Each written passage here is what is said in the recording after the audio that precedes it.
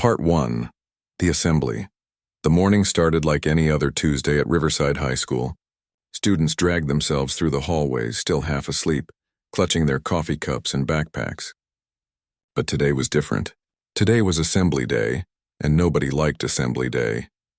The gymnasium slowly filled with the sound of shuffling feet and tired conversations. Rows of metal chairs had been set up facing the stage, and teachers stood along the walls making sure students actually sat down instead of hiding in the bathrooms. The principal, Mr. Henderson, was already on stage, adjusting the microphone and shuffling through his papers. In the back row, a 16-year-old boy named David sat with his friends. He was the kind of student who preferred to stay invisible, not because he was shy exactly, but because he had learned that staying quiet meant staying out of trouble. He wore simple jeans and a hoodie, and his earbuds hung around his neck like they always did. Between classes, he was always listening to something, though nobody ever asked what. His best friend James was complaining about the algebra test they had next period. Another friend was showing everyone a funny video on his phone. David just nodded along, not really paying attention. He was thinking about getting home, finishing his homework quickly, and maybe having some free time before dinner. Mr. Henderson tapped the microphone, and the sharp sound made everyone wince. "All right, settle down, everyone," he said in that voice principals use when they think they're being friendly but really just sound tired.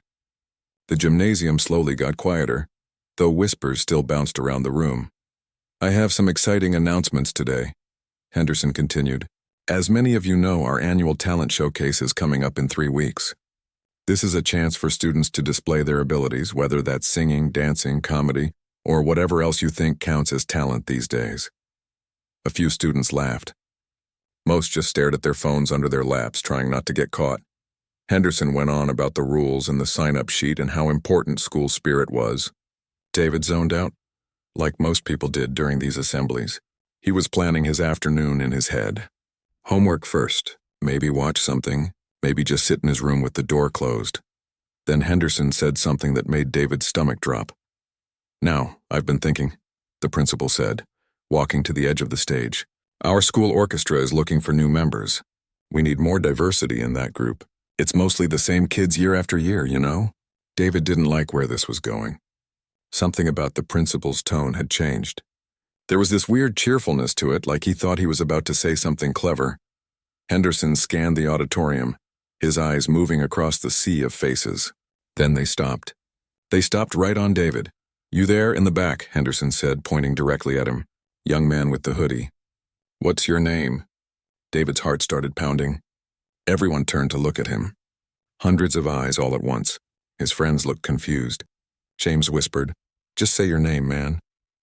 "David," he managed to say, though his voice came out quieter than he intended. "David. Perfect, David, have you ever thought about joining the orchestra? I bet you'd be great on the violin. Come on up here." The gymnasium erupted in awkward laughter. Not the kind of laughter that feels good, but the kind that makes your skin crawl. Some students looked uncomfortable. Others were filming on their phones already. David felt his face get hot. He knew exactly what was happening. This wasn't a real invitation. This was the principal trying to be funny, trying to make some kind of point about diversity that was actually just stereotyping. The assumption was clear in Henderson's voice, in his smile, in the way he said it like it was all just a big joke. James grabbed his arm. "You don't have to go up there, man." But David was already standing. He didn't know why. Maybe it was anger. Maybe it was something else. His legs felt shaky as he walked down the aisle toward the stage. Every step felt like it took forever. The laughter had died down to whispers now, and those whispers felt even worse. When he climbed the steps to the stage, Henderson was still grinning, still thinking this was all going according to his plan. "There we go." See, I knew David here would be a good sport about it. "So, David, tell everyone, do you play the violin?" The microphone was right there.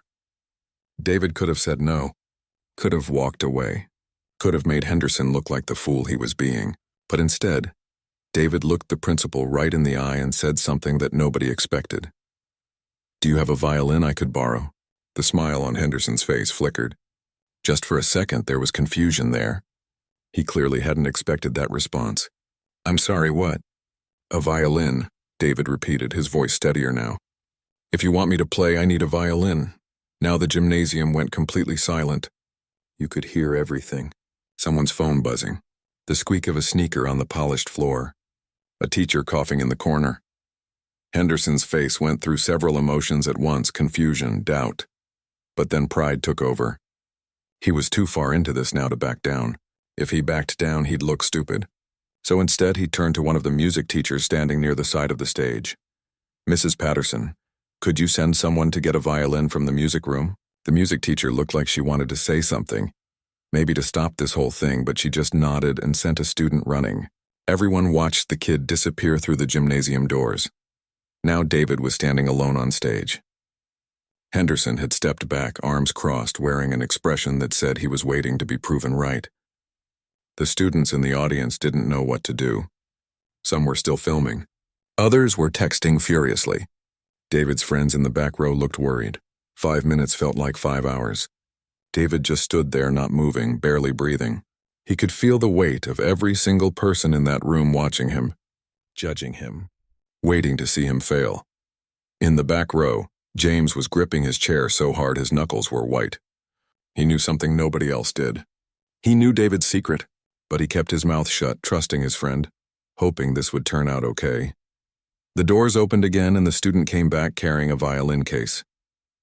It was old and scratched, the kind of case that had seen better days. The student handed it to David, then quickly got off the stage like he didn't want to be part of whatever was about to happen. David took the case. His hands were steady now. He opened it slowly, revealing a violin that clearly hadn't been played in a while. The strings looked dull. There were scratches on the wood. But it was a violin. Henderson cleared his throat. While we're all waiting, David lifted the violin out of the case. He plucked each string, listening carefully. He turned the pegs, making tiny adjustments. The sound echoed through the silent gymnasium. Every single person was watching now. Nobody was on their phone anymore. Nobody was whispering. And David, standing alone on that stage with a borrowed violin in his hands, was about to change everything. Part 2, the challenge. The silence in the gymnasium was so thick you could cut it with a knife. David stood on that stage, holding the scratched violin, his fingers moving over the strings like he was greeting an old friend. He wasn't rushing. He wasn't nervous anymore. Something had shifted inside him the moment he touched the instrument. Principal Henderson stood off to the side, arms still crossed, that smug look plastered on his face. He was so sure this was going to end with embarrassment. So sure that David would fumble with the violin, maybe scratch out a few bad notes and everyone would laugh. Then Henderson could make some speech about trying your best and how it's okay to fail, and he'd look like the wise adult in the room. But something in the air felt different now. David tested each string again, his ear close to the violin. The E string was flat. He adjusted it slowly, carefully, like he'd done this 1,000 times before. The A string was slightly sharp. He fixed that too. Students started glancing at each other. This wasn't what they expected. This looked professional. Mrs. Patterson, the music teacher, had moved closer to the stage. Her eyes were wide. She recognized what she was seeing. Those adjustments, that careful attention to tuning, the way he held the instrument. This wasn't a beginner. This wasn't even an intermediate player. "Any day now," Henderson said, trying to sound casual, but there was an edge to his voice. He was starting to sense that maybe, just maybe, he'd made a mistake. David looked up at him. Just looked at him. Didn't say a word. Then he positioned the violin under his chin. His posture changed completely. His back straightened. His left hand found its place on the neck of the violin. His right hand held the bow with perfect form, balanced, controlled. In the audience, James was sitting forward in his seat now. He'd been to David's grandmother's apartment. He'd heard him play, but he'd never seen him play in front of anyone else. David always kept this part of himself hidden, locked away like a treasure that was too precious to share. A girl in the third row whispered to her friend, "Wait, can he actually play?" Her friend whispered back, "I don't know, but look at how he's holding it." "That's not how beginners hold it." Henderson uncrossed his arms. Just for a moment, doubt flashed across his face. But he quickly crossed them again, trying to look confident. He'd come too far to back down now. Even if David could play a little bit, it wouldn't matter. Henderson would find a way to spin this. David closed his eyes. Just for a second. In that second, he wasn't in the gymnasium anymore. He was 7 years old, sitting in his grandmother's living room. The afternoon sun was coming through the yellow curtains. His grandmother's hands were guiding his, showing him where to place his fingers, how to hold the bow. Music isn't about showing off, she'd told him back then. Music is about truth. When you play, you tell the truth with your whole heart. Don't ever forget that, baby.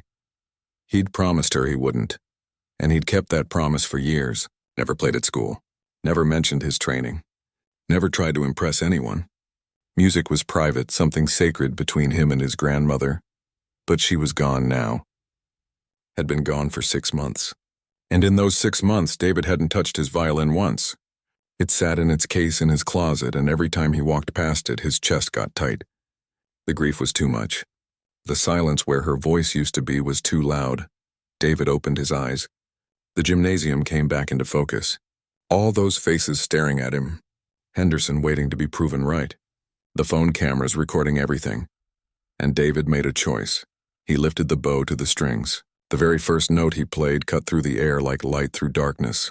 It was clear, pure, and so beautiful that several people gasped. Not a rough beginner's note. Not a squeaky practice sound. This was real music. Then he began to play. He chose one of the hardest pieces in the entire violin repertoire, Bach's Chaconne from Partita No. 2 in D minor. It was the piece his grandmother loved most. The piece she'd played for him when she wanted to show him what the violin could really do. The piece that required years of training, perfect technique, and complete emotional commitment. The melody started slow and mournful. David's fingers moved across the fingerboard with impossible precision. The cheap school violin, which probably hadn't been properly played in years, suddenly sounded like it cost $1 million. His bow moved smoothly, drawing out each note with perfect control. In the first row, a sophomore girl felt tears spring to her eyes, and she didn't even know why. There was something about the music that reached right into your chest and grabbed your heart. Mrs. Patterson's mouth was hanging open. She taught music. She knew talent when she heard it. But this wasn't just talent. This was virtuoso level. This was conservatory training. This was years of dedication and practice. How had she not known? How had this student been in her school all this time and she'd never heard him play? Henderson's face had gone pale. The smugness was completely gone now. He took a step back, then another, trying to make himself smaller, trying to disappear while still standing right there on stage. The music grew more complex. David's fingers flew across the strings, executing runs that most professional violinists spent years perfecting. His bow work was flawless, catching every nuance, every dynamic change. The piece moved from mournful to aggressive, from gentle to powerful. And David played every emotion like he was living it. Students who'd been laughing just minutes ago were frozen in their seats. Nobody was whispering. Nobody was on their phones anymore except to record. They were witnessing something they'd never forget. James had tears running down his face. He knew what this meant. He knew about David's grandmother. He knew about the grief. He knew that David playing right now meant he was finally letting himself feel everything he'd been holding in for 6 months. The piece demanded everything from the player. Triple stops where you play 3 strings at once, rapid string crossings, passages that required the bow to move so fast it was almost a blur. David executed all of it perfectly. The cheap violin sang in his hands like it had been waiting its whole existence for someone who could play it properly. Principal Henderson looked like he wanted to sink through the floor. Some of the teachers along the walls were staring at him with expressions that clearly said, "What have you done?" But David wasn't playing for them anymore. He wasn't playing to prove Henderson wrong or to show off to his classmates. He was playing for his grandmother. Every note was a memory. Every phrase was a conversation he couldn't have anymore. Every sweep of the bow was love and grief and gratitude all mixed together. The music filled every corner of the gymnasium. It bounced off the walls and the ceiling. It wrapped around every person there and demanded to be felt. You couldn't ignore it. You couldn't dismiss it. It was too real, too raw, too absolutely true. And David, standing alone on that stage with his eyes closed and his whole heart poured into that violin, had already won before the piece was even finished. Part 3. The hidden truth. To understand what was happening on that stage, you have to go back. Back to when David was 5 years old, small for his age, with curious eyes and questions about everything. His grandmother lived in a small apartment on the third floor of an old building downtown. The paint was peeling in places and the elevator only worked half the time, but to young David, that apartment was magical. It smelled like vanilla and old books.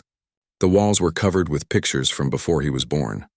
And in the corner of the living room sat a violin case that looked older than anything else in the apartment. David's mother worked as a nurse at the county hospital. She worked long shifts, sometimes doubles, sometimes nights.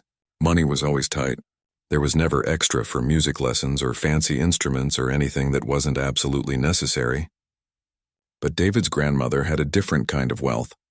One Saturday afternoon, when David was supposed to be watching cartoons, he heard music coming from his grandmother's room. It wasn't from the TV or the radio. It was live, real, right there in the apartment. He followed the sound and found his grandmother sitting by the window, playing a violin with her eyes closed, completely lost in the music. "Grandma, I didn't know you could do that," David said from the doorway. She opened her eyes and smiled at him. "There's a lot about me you don't know yet, baby. Come here, sit down." She told him stories that afternoon. Stories about when she was young, back in the 1960s. When she won a scholarship to a prestigious music school, she'd been the only black student in her entire program. The only one. She practiced twice as hard as everyone else because she knew she had to be twice as good just to be considered equal. "I was going to be a concert violinist," she told him, running her fingers along the violin's wood. "I had the talent. I had the training. I had the dream." "What happened?" young David asked. His grandmother was quiet for a moment. "Life happened. The world happened." I'd show up for auditions and see the faces change when I walked in. I'd play beautifully and they'd tell me I was very good but not quite what they were looking for. Every single time she'd eventually given up on the dream. Got married, had children, worked regular jobs to pay the bills. The violin stayed in its case for years, but the music never left her heart. "Can you teach me?" David asked that day. His grandmother looked at him for a long moment. Then she smiled, a real smile that reached her eyes. "Yes, baby. Yes, I can." That's how it started. Every day after school, David would go to his grandmother's apartment. While other kids were playing video games or watching TV, David was learning proper posture, correct bow hold, how to read music. His grandmother was patient but strict.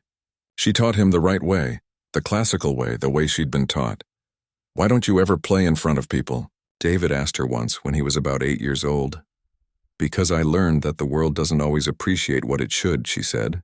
"I learned that music is precious. It's not for showing off or trying to prove something. It's for expressing truth. You play for yourself and for the people who really matter. You don't throw pearls before swine." David didn't fully understand that then, but he understood that his grandmother's violin was special, that her music was special, and that she was sharing something with him that not everyone got to see. The years went by. David got better and better. His grandmother had him working through pieces that most kids his age couldn't touch. Bach, Vivaldi, Tchaikovsky. She pushed him hard because she saw in him what she'd once seen in herself. Pure natural talent combined with dedication. But as David got older, he realized something. At school, nobody talked about classical music. When kids talked about music, they meant rap or pop or rock. Classical violin wasn't cool. It wasn't normal. It wasn't what kids like him were supposed to be into. He tried mentioning it once in 6th grade. A teacher asked what everyone's hobbies were. David said he played violin. Some kids laughed. One kid said, "Like real violin? That's random." Another said, "I didn't know black people played violin." That comment hit him like a punch. He went home and told his grandmother about it. She held his face in her hands and looked him right in the eyes. "Listen to me carefully. Don't you ever let other people's ignorance make you ashamed of your gift. You hear me? What you can do is special, but you don't owe anyone a performance. You don't owe anyone an explanation. You keep this close to your heart and you share it only when and how you choose." From that day on, David never mentioned the violin at school again. He kept his earbuds in and let people assume he was listening to regular music. He never brought his instrument to school. He never joined the school orchestra, even though his grandmother encouraged it. He kept that whole part of himself private, separate, protected. His friends knew him as just regular David. Quiet, smart enough but not too smart. Liked basketball even though he wasn't great at it, normal kid. James was the only friend who ever came to his grandmother's apartment. And that's how James learned the truth. But James kept the secret because David asked him to. The practicing continued every single day. An hour minimum, sometimes 2 or 3. David's grandmother would sit in her chair, eyes closed, listening. When he made a mistake, she'd catch it instantly. When he played something beautifully, she'd smile without opening her eyes. "You're going to be better than I ever was," she told him one day. He was 14 then, working through a particularly difficult Paganini piece. "That's not true, Grandma." "It is true. You have something special. You have the technique, you have the passion, and you have time. All the time in the world to become something amazing." But time, it turned out, wasn't on their side. Last year, during spring break, his grandmother got sick. It started with a cough that wouldn't go away. Then she got tired all the time. His mother, the nurse, knew something was wrong before the doctors said anything. Cancer. Advanced. Moving fast. David played for her every day in the hospital. The nurses would gather outside her room to listen. Other patients' families would pause in the hallway. But David only saw his grandmother, lying in that bed, smiling with her eyes closed, listening to him play. 3 days before she died, she made him promise something. "Promise me you won't let the music die with me," she whispered. Her voice was so weak. "Promise me you'll keep playing. Not for fame or money or to prove anything to anyone, but because it's true. Because it's real. Because it's yours," David promised. He held her hand and promised. When she passed away, David felt like part of himself had been carved out. The funeral was small. The apartment got cleaned out. His grandmother's violin, the good one, came home with him. But David couldn't bring himself to open the case. 6 months went by. 6 months of the violin sitting untouched in his closet. 6 months of walking past it every day and feeling that hollow ache in his chest. 6 months of grief that sat on him like a weight he couldn't lift until today. Until Principal Henderson made his joke. Until David walked onto that stage and asked for a violin. Now standing there playing Bach with his whole heart, David was keeping his promise. He was letting the music live. He was showing everyone, whether they understood it or not, that his grandmother's gift was real, was valuable, was worth something. Every note he played was for her. Every perfect passage was proof that she hadn't given up her dreams for nothing. She'd passed them on. They lived in him now, and the whole school was about to understand exactly what that meant. Part 4. The performance begins. The Bach Chaconne is not a piece you just play. It's a piece you survive. Professional violinists, people who've trained their entire lives, approach it with respect and sometimes fear. It's 15 minutes of technical difficulty and emotional depth that can break even experienced players. And David, standing on that stage with a cheap school violin, was playing it like he'd been born to do exactly this. The opening had been beautiful, yes, but now the piece was building. The music grew more complex with every passing measure. David's left hand moved up and down the fingerboard so fast it was almost a blur. His fingers landed precisely on each note, hitting the right pitch every single time. No sliding, no hesitation, just pure accuracy. In the audience, a junior who'd taken violin lessons for 3 years before giving up leaned over to her friend. "That passage he's playing right now? I tried to learn it for 6 months and never got it right. He's making it look easy, but it wasn't easy." David's forehead had a thin line of sweat on it now. His arms were working hard, his muscles engaged. This was physically demanding music. Your shoulder burns, your wrist aches, your fingers start to hurt, but you can't stop. You can't slow down. The music demands everything from you, and you give it. Mrs. Patterson had actually sat down on the edge of the stage now, her hand over her mouth. She was watching David's technique with professional understanding. The way he shifted position smoothly, the way his vibrato added warmth to the sustained notes, the way he used the full length of the bow for those long singing phrases. This wasn't just good. This was exceptional. How did we not know? She whispered to herself. How did I not know? The piece moved into a section of fast double stops where you play 2 strings at the same time. It requires perfect finger placement and pressure. Too much pressure on one string and the other won't sound. Too little and neither will sound good. David executed them flawlessly, creating harmonies that rang through the gymnasium. Some of the younger students, the freshmen who didn't know anything about classical music, didn't understand technically what they were hearing. But they felt it. That's the thing about real music played with real emotion. You don't have to understand it to feel it. It gets inside you whether you want it to or not. A freshman girl was crying and didn't even realize it until her friend handed her a tissue. "Why am I crying?" she whispered. "I don't know," her friend whispered back. "Me too." Principal Henderson had moved to the very back of the stage now. He was standing in the shadow of the curtains trying to make himself invisible. His face had gone from pale to red. His hands were shaking slightly. He'd realized way too late that he'd made a terrible mistake. He'd humiliated himself in front of the entire school, and it was all being recorded on dozens of phones, but nobody was looking at him anymore. Every eye was on David. The music shifted again. Now it was angry, aggressive, powerful. David's bow attacked the strings with controlled force. The notes came out sharp and clear like accusations, like truth being spoken after years of silence. His body moved with the music, swaying slightly, completely absorbed in what he was playing. This was the section his grandmother used to call the fighting part. When he was younger, she'd explain each section of the piece to him. "Right here," she'd say, pointing to the sheet music. "This is where you fight back. This is where you don't accept what the world tells you. This is where you say, 'No, I am more than what you think I am.'" David was fighting back now. Not with words, not with anger, with music, with beauty, with skill that couldn't be denied or dismissed or laughed at. James, in the back row, had stopped crying. Now he was smiling, this big proud smile, because he knew. He knew his friend was showing everyone exactly who he was. No more hiding, no more staying small. This was David, the real David, and he was magnificent. The piece demanded everything. Triple stops now, 3 strings at once, creating chords that filled the space with sound. David's bow pressure had to be perfect. Too much and the strings would scratch. Too little and they wouldn't speak. He found that perfect balance, that sweet spot where the violin sang. Mr. Rodriguez, the history teacher, was standing against the wall with tears streaming down his face. He'd grown up poor, had fought his own battles with people who underestimated him. He saw himself in David. He saw what it meant to be judged before you even opened your mouth and what it meant to prove them all wrong. The music climbed higher on the fingerboard. David's hand was way up near the bridge now, where the space between notes gets tiny and the margin for error disappears. Most players sound scratchy up there.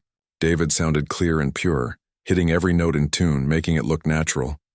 A senior who was planning to study music in college was recording on his phone with shaking hands. He was thinking about his audition pieces, the pieces he'd been practicing for months. They weren't half as difficult as what David was playing right now, and David was doing it on a school violin that probably cost $100 new. Years ago, the gymnasium acoustics, which were usually terrible for music, seemed to be working with David instead of against him. The sound carried perfectly. Every person in that room could hear every note. The cheap vinyl chairs, the painted brick walls, the high ceiling with its fluorescent lights.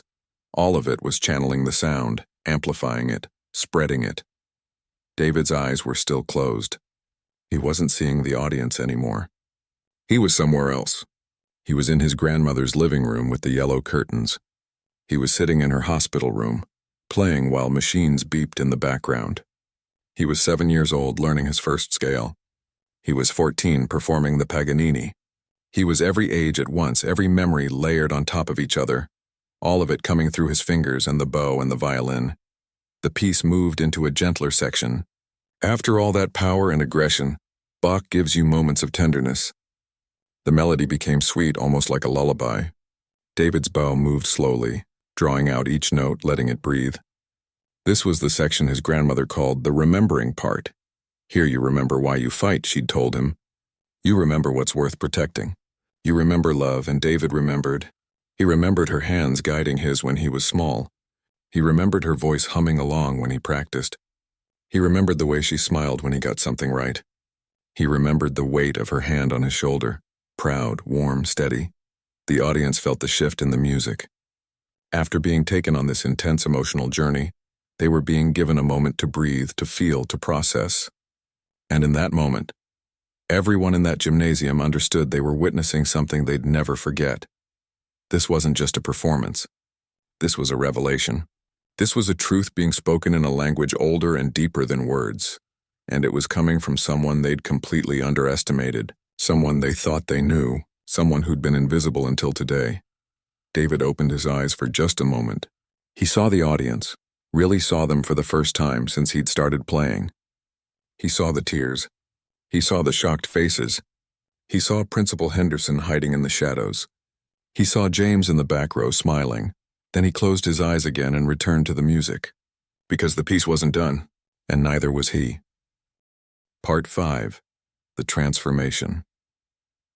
The final section of the chaconne was approaching, and David poured everything he had left into it. This wasn't just about proving Principal Henderson wrong anymore.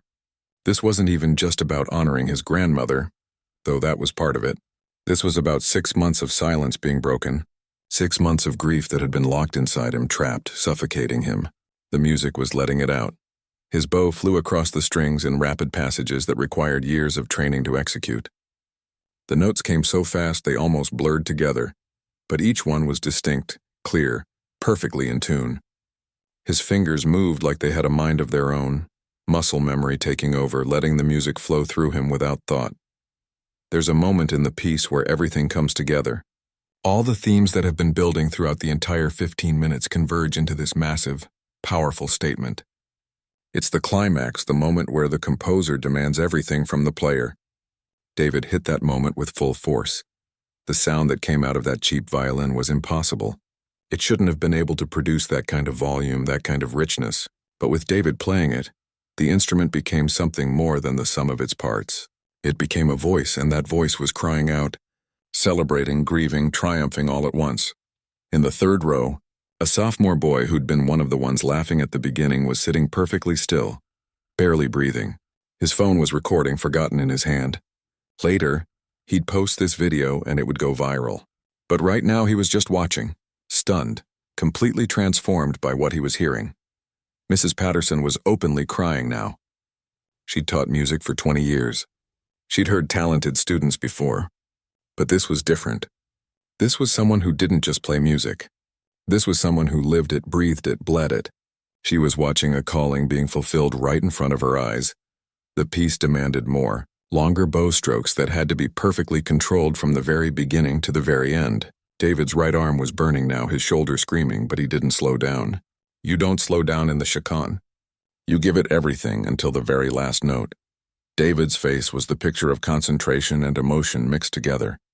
Sweat was dripping down his temples. His jaw was set.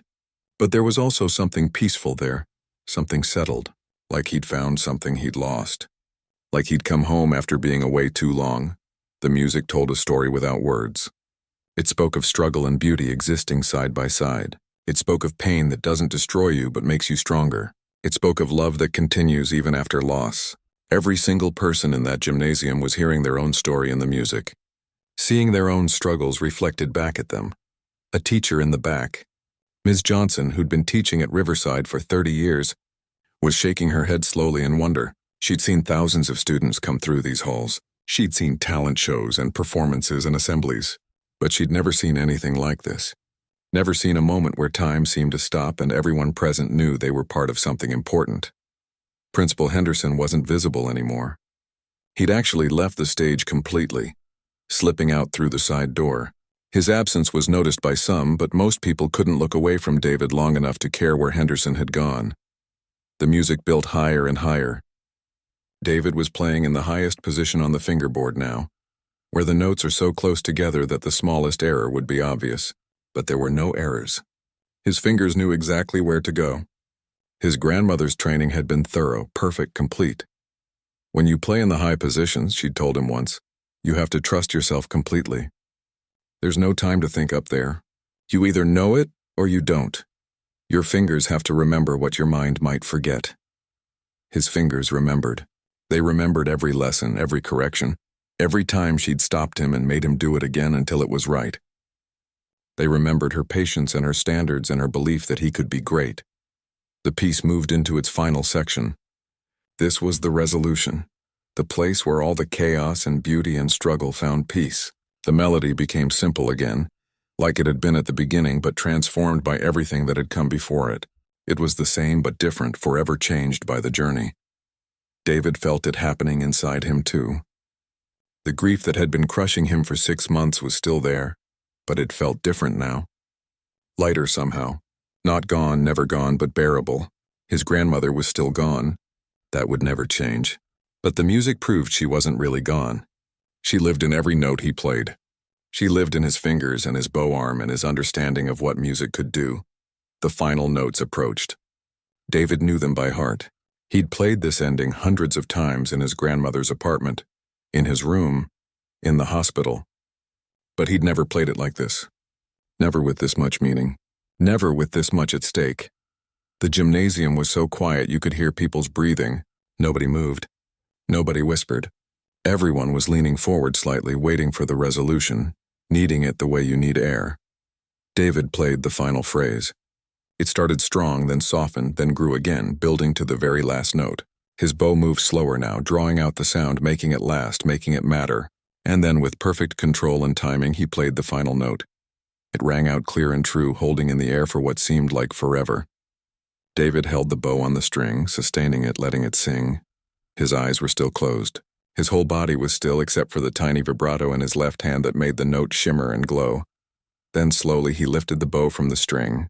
The note faded into silence. David lowered the violin and the bow to his sides and opened his eyes. The gymnasium was completely still.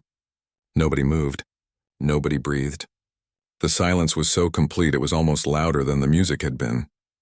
David stood there on the stage, exhausted, drained, transformed. He'd just played 15 minutes of the most demanding music in the violin repertoire.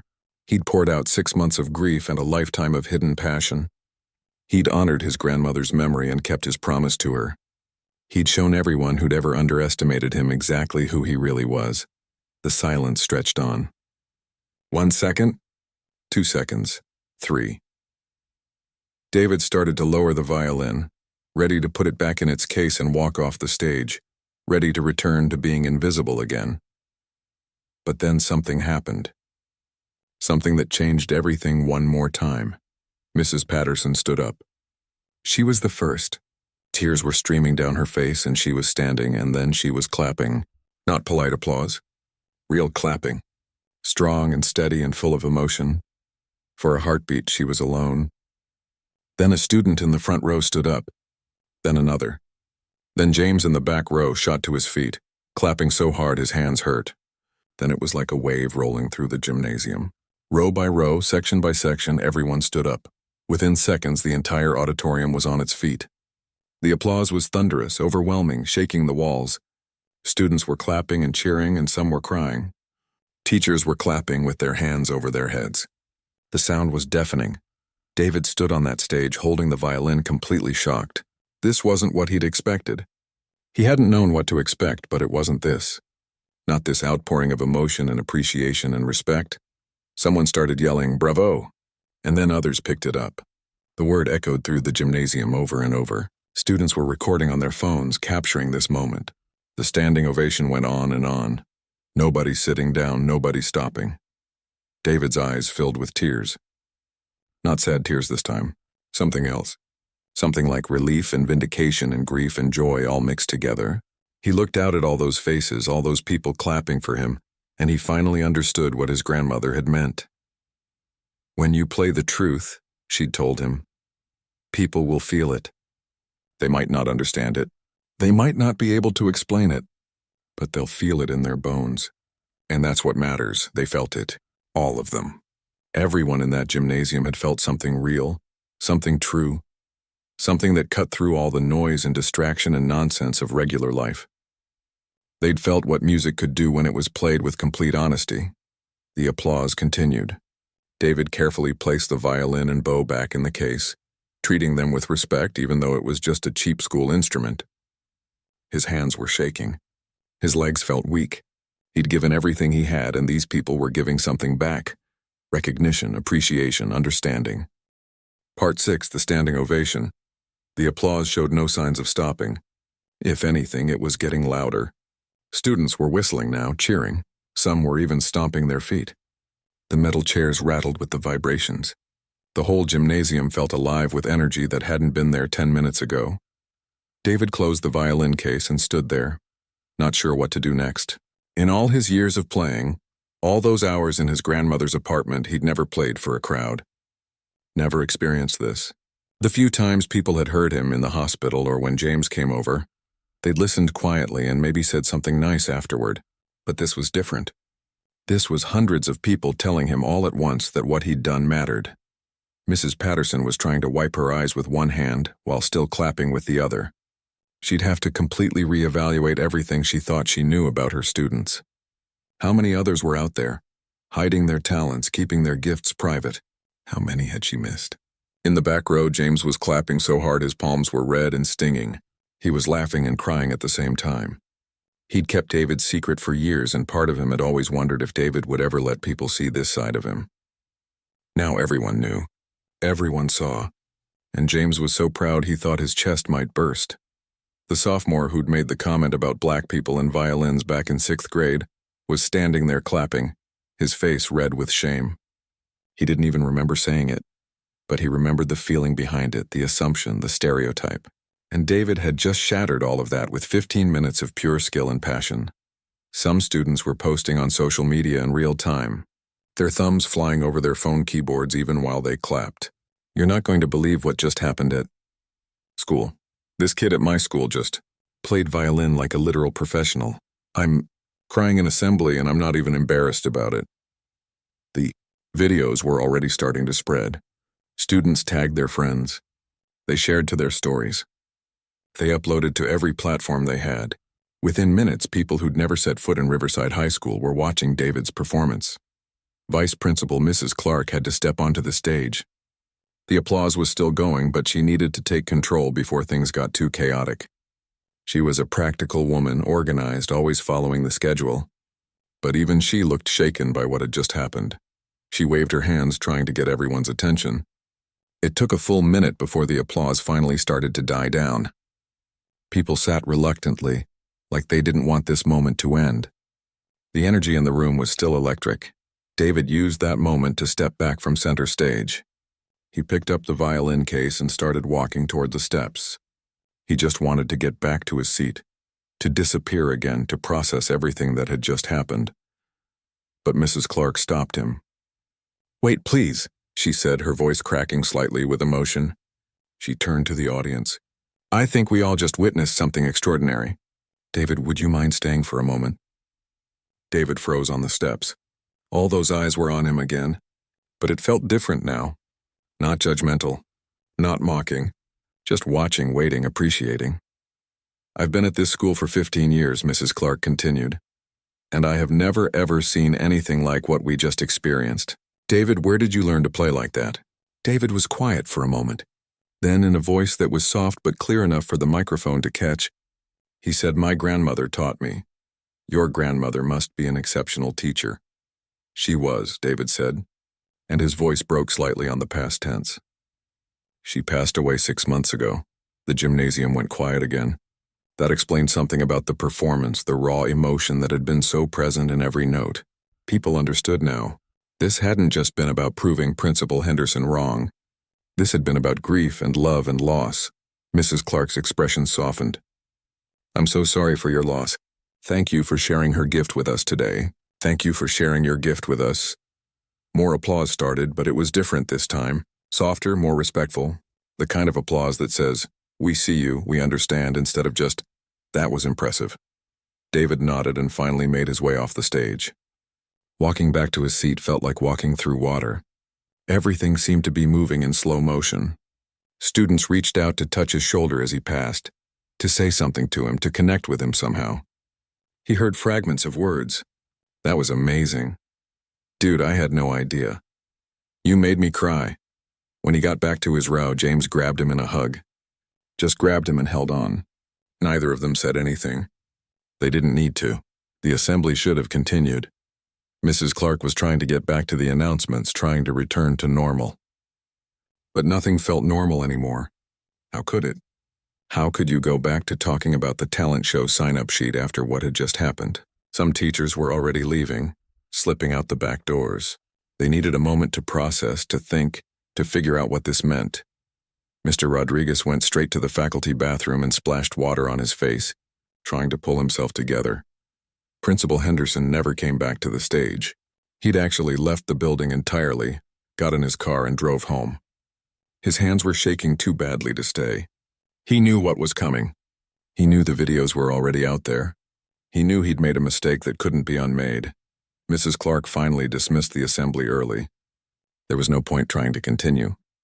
Nobody was listening anyway. As students filed out of the gymnasium, the conversations were all about the same thing. Did you see his face when he was playing? I literally got chills. How did we not know he could do that? That principal messed up so bad. I can't stop crying and I don't even know why. David tried to blend into the crowd, but it was impossible. Everyone wanted to talk to him. Some wanted to congratulate him. Others wanted to apologize for laughing at the beginning. A few just wanted to be near him. Like being close to someone who'd done something extraordinary might make them extraordinary too. James stayed right beside him, running interference, helping David navigate through all the attention. He needs some space, guys, James kept saying. Give him some space. They made it to David's locker. David just stood there for a moment, his forehead pressed against the cool metal. Everything felt surreal. This morning he'd woken up expecting a normal, boring Tuesday. Now everything was different. He was different, or maybe just visible for the first time. You okay?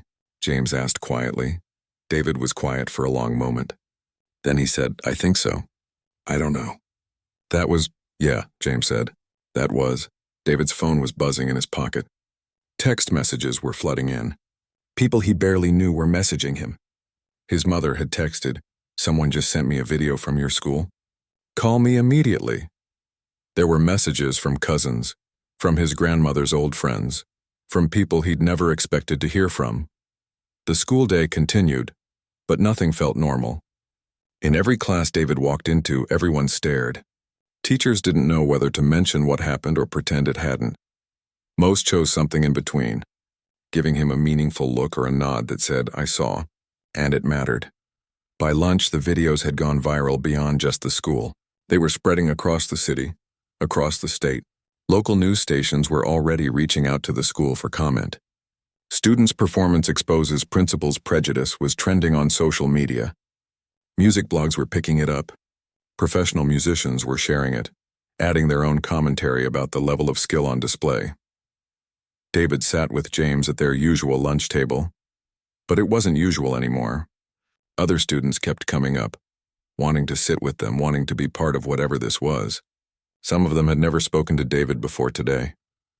This is crazy, David said quietly. This is you finally letting people see you, James replied. Maybe that's not a bad thing. David wasn't sure. Part of him wished he could take it back, return to being invisible. But another part of him, the part that had been hiding for so long, felt lighter somehow, like he'd been carrying something heavy and had finally set it down. His phone buzzed again. Another message. This one was from someone he didn't know. I'm a violin professor at the State Conservatory. We need to talk. Please call me at your earliest convenience. David stared at the message. The conservatory, the place his grandmother had dreamed of attending, the place that had rejected her over and over until she gave up. He showed the message to James, who read it and let out a low whistle. Bro, this is huge. I don't know if I want huge, David said. Maybe you don't get to choose anymore, James said. Maybe the music chose for you. David thought about that. Thought about his grandmother and her violin and all those years of teaching him in secret. Thought about the promise he'd made to her. Thought about that moment on stage when he'd finally let go and just played. Maybe James was right. Maybe this was bigger than what he wanted or didn't want. Maybe this was about honoring his grandmother by letting her gift continue, by not hiding anymore, by being exactly who she'd raised him to be. The bell rang for next period, but David didn't move right away. He sat there in the cafeteria, his phone full of messages, his mind full of possibilities, his heart full of something that felt like hope mixed with fear. Part 7, the aftermath. By the end of the school day, everything had exploded. The video of David's performance had been viewed millions of times. News vans were parked outside Riverside High School. Reporters were trying to interview students as they left. The school board had been contacted. Parents were calling. Everyone wanted to know what had happened and what would happen next. David left through a side door, avoiding the main entrance where the cameras were. James walked with him, both of them keeping their heads down. They made it to the bus stop before someone with a microphone found them. Are you David, the violinist from the video? Can we ask you a few questions? No comment, James said, stepping between David and the reporter. He's not talking to anyone right now. They got on the bus quickly. Even there, people recognized David. The bus driver had seen the video. Other passengers whispered and pointed. David sank into his seat by the window and stared out at the passing streets, trying to process everything. When he got home, his mother's car was already in the driveway. She'd left work early, which she never did. David's stomach tightened. He didn't know if she was angry or proud or what. He walked in to find her sitting at the kitchen table, her laptop open in front of her, watching the video for what was probably the 10th time. When she saw him, she stood up. Her eyes were red from crying. "Baby," she said. And then she was hugging him tight. "I had no idea. I knew you practiced at Grandma's, but I never heard you play." "Not really. I was always at work." "I know, Mom. It's okay." She pulled back and looked at him. "It's not okay. I should have been there. I should have known. Your grandmother was teaching you to be extraordinary, and I missed it." "You were working so we could eat," David said. "Grandma understood that." "I understood that." His mother wiped her eyes. "That principal, that man. What he did was wrong. I know. The school board is investigating. He's on leave. People are calling for him to be fired." David sat down at the table. "I didn't mean for all this to happen. I couldn't not play. Does that make sense?" His mother nodded. "Your grandmother would be so proud. She is so proud wherever she is." They sat in silence for a moment. Then David's phone rang. It was a number he didn't recognize. He let it go to voicemail. It rang again immediately. "Different number. Your phone's been like that?" his mother asked. "All day. We need to figure out how to handle this. This is bigger than us." She was right. By evening, David's performance was on the national news. Music critics were writing articles about it. Professional musicians were doing reaction videos, breaking down his technique, discussing his interpretation of the Bach. Some called him a prodigy. Others said he was one of the most talented young violinists they'd ever heard. The conservatory professor who'd messaged him earlier called again. This time, David answered. "David, my name is Professor Chen. I teach at the State Conservatory. I've been teaching violin for 30 years, and what I saw in that video was remarkable." "More than remarkable. Who taught you?" "My grandmother. She must have been an extraordinary teacher. Would you be willing to come audition for our summer program? Full scholarship, of course." David's hand was shaking, holding the phone. I don't know. This is all happening really fast." "I understand. Think about it. But David, talent like yours needs to be nurtured, developed. Your grandmother gave you an incredible foundation. Let us help you build on it." After he hung up, there were more calls. Other music schools. Private teachers offering lessons. Even an agent saying they could help manage his career. David turned off his phone. It was too much. His mother made dinner, and they ate in unusual silence. Usually they talked about their days, about work and school and normal things. But nothing was normal anymore. "What do you want to do?" his mother finally asked. David pushed his food around his plate. "I don't know. Before today, I just wanted to be left alone. I wanted to keep music private like Grandma taught me. But maybe that's not possible anymore. And maybe she'd want me to share it. She shared it with me. She could have kept her gift to herself after the world rejected her, but she didn't. She gave it to me." His mother reached across the table and squeezed his hand. "Whatever you decide, I'll support you. If you want to pursue this, we'll figure it out. If you want to go back to being private, we'll figure that out too." But going back wasn't really an option, and they both knew it. The next day, David didn't go to school. The administration had suggested he take a few days off while things settled down. But things weren't settling down. They were getting bigger. The school board held an emergency meeting. Principal Henderson submitted his resignation before they could fire him. He released a public statement apologizing for his actions, admitting his comments were inappropriate and based on prejudice. It didn't help him much. The damage was done. David's video had sparked a larger conversation about stereotypes in education, about hidden talent in underprivileged communities, about how many students were overlooked or underestimated because of the color of their skin or their background. Articles were written. Think pieces were published. People debated on social media. Some supported David completely. Others said he'd been too aggressive, that he should have handled it differently. A few people, predictably, tried to find ways to criticize him or dismiss his talent. but the overwhelming response was positive, supportive, moved. Other students started sharing their own stories of hidden talents, of things they'd kept secret because they didn't fit the expected narrative. A girl from Riverside posted a video of herself doing advanced mathematics, explaining she never spoke up in class because people had told her girls weren't good at math. A student from another school shared his poetry, which he'd been writing for years but never showed anyone. David had somehow opened a door for others to walk through. On the third day, David finally left the house. He needed to visit his grandmother's grave. He hadn't been back since the funeral. It was too hard. But now he needed to go. He took the bus to the cemetery. It was a quiet Wednesday afternoon. The grass was green, the sun was warm, and everything felt peaceful in a way the rest of his life hadn't felt in days. He found her grave and sat down beside it. Someone had left fresh flowers, probably his mother. "Hi, Grandma," he said quietly. "I guess you saw what happened. Probably got a good laugh out of it, huh? Me playing in front of all those people after all those years of hiding." The wind rustled through the trees. I kept my promise. I played, and Grandma, it felt right. For the first time since you left, something felt right. I miss you so much. Every day. But when I was playing, I felt close to you again. He sat there for a long time, just being quiet, being present. He thought about all the decisions he had to make. The conservatory, the other offers, whether to keep playing publicly or to retreat again. "What would you want me to do?" he asked. He knew he wouldn't get an answer, not out loud.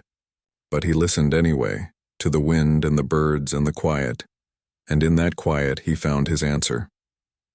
His grandmother had spent her whole life fighting against barriers that kept her from sharing her gift. She'd faced rejection after rejection, door after door closing in her face. And instead of becoming bitter, instead of giving up completely, she'd passed that gift to him. She hadn't taught him to hide.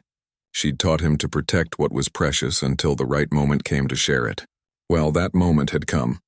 Maybe not in the way either of them had expected, but it had come nonetheless. David stood up. "I'm going to do it, Grandma. I'm going to play. Not to prove anything to anyone. Not for fame or money or to show off. But because it's true, like you said. Because it's real. Because you gave it to me and I'm going to honor that." He walked back to the bus stop feeling lighter. The decision was made. He wasn't sure exactly what the future looked like, but he knew he was moving forward instead of staying stuck. When he got home, he turned his phone back on. The messages flooded in again, but this time he didn't feel overwhelmed.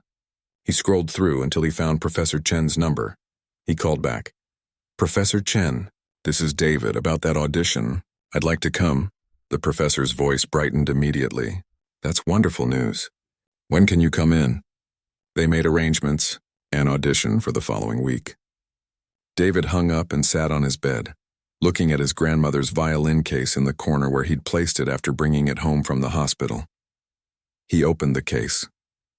The violin was beautiful, much nicer than the school one he'd played at the assembly.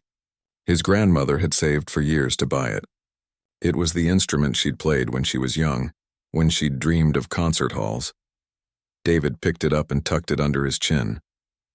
He didn't play anything complicated, just a simple scale, letting each note ring clearly. The sound was rich and warm, familiar as his own heartbeat. He practiced for an hour, then another. It felt good. It felt like coming home to a part of himself he'd abandoned. His mother came home from work and heard the music. She stood in the hallway outside his room listening, tears running down her face. Her mother's legacy was alive. More than alive. It was flourishing. Part 8. The resolution, 2 weeks had passed since that assembly. 2 weeks that felt like a lifetime. David had returned to school, though everything was different now. Students treated him with a kind of reverence that made him uncomfortable. Teachers who'd never noticed him before were suddenly interested in his future plans. The new interim principal had personally apologized to him and his mother. But the biggest change was internal. David had stopped hiding. Not just his violin playing, but himself. He walked through the hallways with his head up. He talked to people. He existed in a way he hadn't allowed himself to before. The school newspaper wanted to do an interview, and David agreed, but only on his terms. They met after school in the Library, just David and the newspaper editor, a senior girl named Lisa who'd always been respectful. "Why did you keep it secret for so long?" Lisa asked, her recorder sitting between them on the table. David thought about that question. "I guess I learned early that being different made you a target, and classical violin felt different. It felt like something that people wouldn't understand or wouldn't accept. My grandmother taught me that some things are too precious to throw out there for everyone to judge. But you don't feel that way anymore?" "I don't know. I think maybe she was protecting me, keeping me safe until I was strong enough to handle whatever came. And that day, something in me said I was ready. Or maybe I just couldn't stay quiet anymore." "What would you say to other students who are hiding their talents or passions?" David was quiet for a moment. "I'd say that hiding feels safe, but it's also lonely. And at some point you have to ask yourself what you're protecting and what you're losing by keeping it locked away. For me, playing that day was scary, but it was also the most honest thing I'd ever done." The interview was published the next day, and it was thoughtful and real without any sensationalism. David appreciated that. The conservatory audition came. His mother drove him there, both of them nervous. The building was beautiful, old stone and tall windows, the kind of place his grandmother had dreamed about. David felt her presence with him as they walked in. Professor Chen met them in the lobby. She was a small woman with kind eyes and an air of quiet authority. "David, welcome. Are you ready?" He wasn't sure he was ready, but he nodded anyway. They walked to a practice room where 2 other faculty members were waiting. David took out his grandmother's violin, the good one, and prepared himself.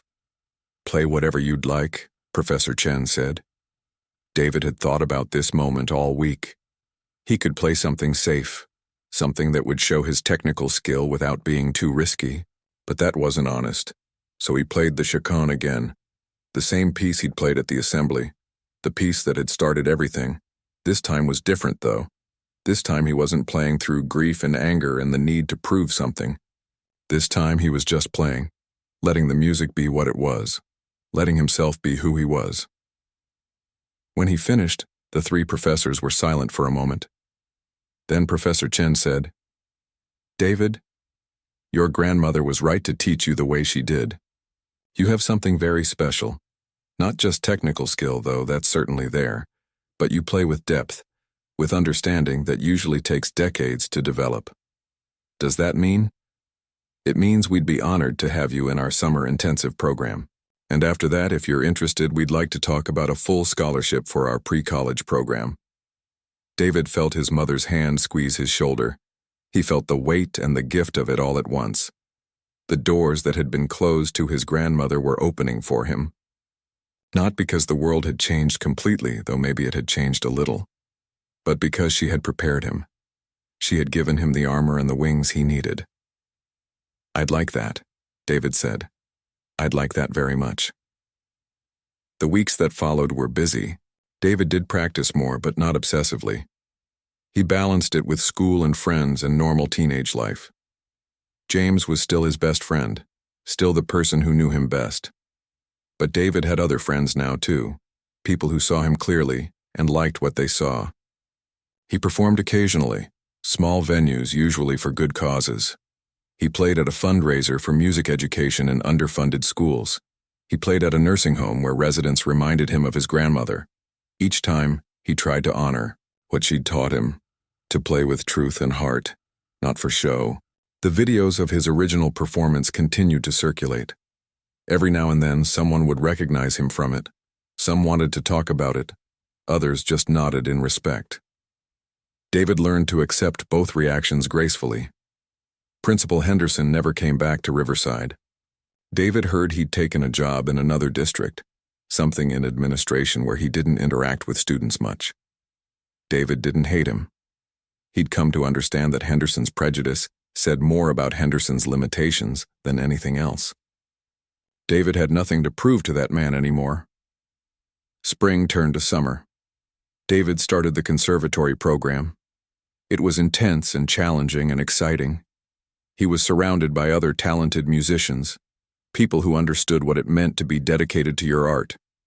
For the first time, his violin playing didn't make him different. It made him belong. But he never forgot where he came from.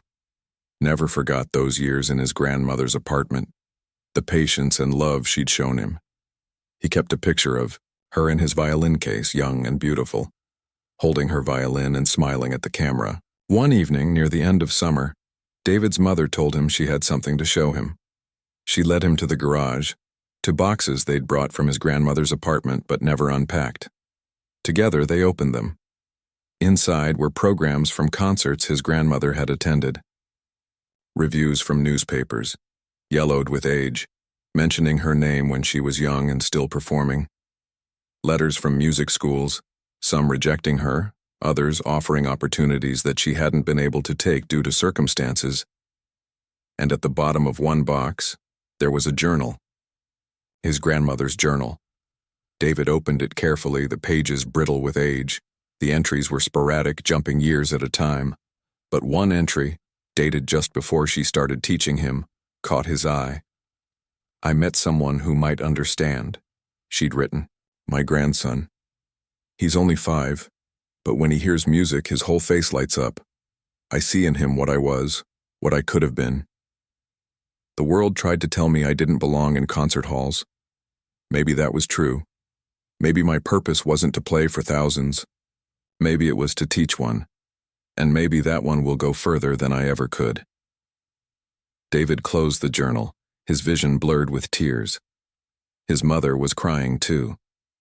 They held each other in that garage, surrounded by memories, and realized that everything had happened exactly as it was meant to. His grandmother hadn't failed. She'd succeeded in the most important way possible. She'd passed the torch, and David was running with it, not away from who he was, but toward everything he could become. The school year started again. David was a junior now. The story of what happened at the assembly had become part of school legend, but it had also faded into the background of daily life, as all things eventually do. David was just David again, but a David who existed fully, without hiding. On Friday afternoon, the school announced they were having a memorial concert, a celebration of music and the arts. They asked David if he would perform. This time he didn't have to think about it. "Yes," he said simply. The night of the concert, the auditorium was packed, not just with students but with parents, community, members, people who'd seen the videos and wanted to hear him live. Mrs. Patterson had put together a beautiful program featuring the school orchestra and choir and several solo performers. David was last on the program. When his turn came, he walked onto that stage, his grandmother's violin in hand, and looked out at the audience. He saw his mother in the front row, tears already in her eyes. He saw James giving him a thumbs up. He saw Mrs. Patterson smiling with pride. He saw faces of all colors and backgrounds, all there for the same reason: to hear music, to feel something real. "Before I play," David said into the microphone, "I want to tell you about my grandmother. Her name was Eleanor. She was one of the most talented violinists of her generation. But the world wasn't ready for her. Doors were closed. Opportunities were denied. She could have become bitter. She could have quit. But instead, she took all that talent, all that training, all that love for music, and she gave it to me." He paused, collecting himself. "This concert is dedicated to her memory, and to anyone who's ever been told they don't belong, that they're not enough, that their dreams are too big. This is for all the people like her, who deserved better but never gave up." The auditorium was completely silent. David positioned his violin and began to play. Not the chaconne this time. He played his grandmother's favorite piece, a beautiful melody by Massenet called Meditation from Thais. It was slower, gentler, filled with warmth and longing and hope. As he played, David wasn't thinking about technique or perfection. He was thinking about Sunday afternoons in that small apartment, about his grandmother's hands guiding his when he was small, about her voice saying, "Again, baby," but with more feeling this time, about the way she'd close her eyes and smile when he got something just right. The music floated through the auditorium like a prayer,